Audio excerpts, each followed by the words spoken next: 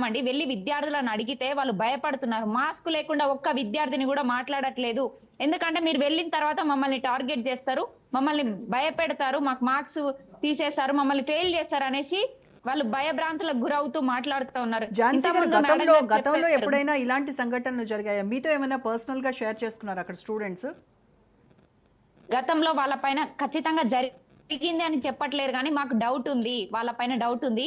అయినా ఒకటండి వీళ్ళు లక్షలు లక్షలు ఫీజులు కట్టించుకుంటున్నారు గదా! అక్కడ ఉన్నటువంటి మెస్ వర్కర్స్ గావచ్చు, ప్రతి ఒక్కరు గూడా మెన్స్ ఉన్నారు. గర్ల్స్ క్యాంపస్‌లో మెన్స్‌ని ఎందుకు పెట్టాల్సొచ్చింది? లేడీస్, ఉమెన్ ఇప్పుడు ఉమెన్స్ అన్నిట్లో ఫస్ట్ ఉంటున్నారండి. సెక్యూరిటీగా గూడా పనిచేస్తున్నారు. ఎక్కడ చూసినా ఉమెన్స్ ఉన్నారు.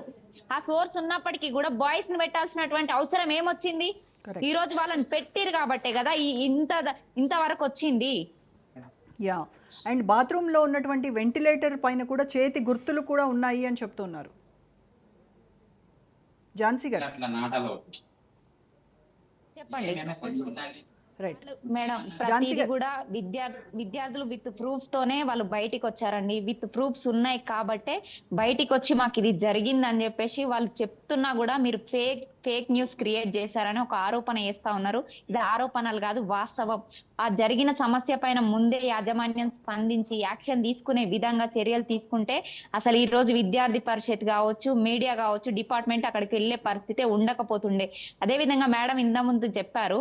అసలు పేరెంట్స్ బిహేవియర్ ఏ విధంగా ఉందంటే, మీరు లక్షలు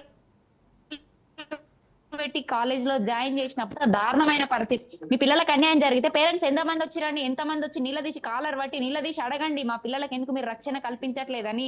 ఈరోజు మీరు ఫ్రస్ట్రేషన్ మీదకి తీసుకొని లక్షలు ఫీజులు కట్టి ఈరోజు క్యాంపస్‌లలో జాయిన్ చేస్తున్నారు గదా! లోపల సెక్యూరిటీ ఉందా? సీసీ కెమెరాస్ ఉన్నాయా? ఎటువంటి వాళ్ళు పని చేస్తున్నారు అనేది పేరెంట్స్ ఎందుకు గమనించట్లేదు? యెస్. ప్రతి ఒక్కటి గూడా మీకు రైట్ ఉందండి. ఎందుకంటే పైసలు కడుతున్నారు. మీరు కట్టే పైసలతోనే వాళ్ళు జీతాలు తీసుకొని పని జేస్తున్నారు. కాబట్టి ప్రతీది గూడా వాళ్ళు బాధ్యత తీసుకోవాలి. పేరెంట్స్ గూడా ఇప్పటికైనా మేల్కొని అసలెందుకు లోపలికి ఎలో చేస్తలేరని గూడా ప్రశ్నించాలి. అలాగే ఝాన్సీ గారు అక్కడ మీరు ఉన్నటువంటి డైరెక్టర్ అక్కడ చైర్మన్ వీళ్ళతో కూడా మీరు మాట్లాడారు కదా! అయితే మేనేజ్మెంట్ నుంచి ఏం చెప్తున్నారు? అంటే మెయిన్ మేనేజ్మెంట్ మనకు తెలుసు పాలమ్మా, పూలమ్మా కష్టపడ్డా పైసలు సంపాదించిన కాలేజీలు పెట్టినా చదివిస్తున్నా అని పెద్ద పెద్ద డైలాగులు కొట్టినటువంటి మాజీ మంత్రి గారు ఆయన స్వయంగా ఆయన స్థాపించినటువంటి కాలేజెస్ ఇవన్నీ. సో ఇప్పటివరకు స్పందించాలి కదా మరి. నేను కాలేజీలు స్థాపించిన పాలమ్మిన, పూలమ్మిన అంటే ఎవరి కోసం అమ్మిండు? హుహు. ఆయన కోసం, ఆయన సంపాదించుకోవడం కోసం కాలేజీలు కట్టిన అంటే విద్యార్థులు కడుతున్న ఫీజులతోనే నువ్వు కాలేజీలో అట్టహాసంగా బిల్డింగులు కట్టుకొని ఈరోజు రాజకీయం చేస్తున్నావన్నా, ఇంకో బిజినెస్ చేస్తున్నావన్నా అది మొత్తం విద్యార్థులు పెట్టిన భిక్ష. అది మర్చిపోవద్దు. నీకు పైసలు ఇస్తురు కాబట్టి నువ్వు చదువు చెప్తున్నావుగా. నువ్వేదో దాన ధర్మాలు చేసినట్టు ఉత్త పుణ్యానికి చదువు చెప్పినట్టు మాత్రం చెప్పుకోవడం అనేది సరైంది కాదు. గొప్ప మీడియా ముందుకొచ్చి ప్రతిసారి అట్టహాసంగా మాట్లాడుతుంటారు కదా! మరి ఇలా 300 మంది విద్యార్థినిలు ఆడికొచ్చి రోడ్డు మీద ధర్నాలు చేస్తుంటే ఎందుకు మాట్లాడట్లేరు? ఒక్కరన్నా కనీసం వీళ్ళు మాట్లాడరు. కనీసం ప్రభుత్వం గూడా స్పందించకపోవడం ఎంత దారుణమైన పరిస్థితండి.